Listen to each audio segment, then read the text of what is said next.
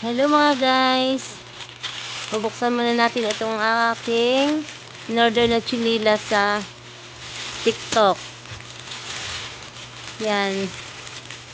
Purple. Size 36, 37. Gagamitin ko siya sa trabaho kasi mainit sa paa yung sobrang close na rubber.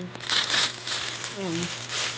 Aking titingnan para naman hindi masyado mainit sa paa ang chinelas na to.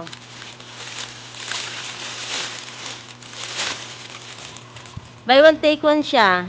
126 lang. Subukan ko siya.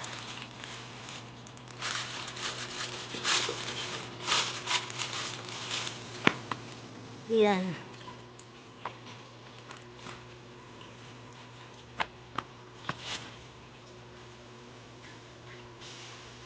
Malaki. Parang medyo malaki pero okay lang kasi hindi naman masyadong halata. Para naman makasingaw-singaw naman yung paa. Pag close kasi ay mainit. Lalo't rubber. Nakamura na kasi pag nasa physical store ka bumili ay nasa 200 plus.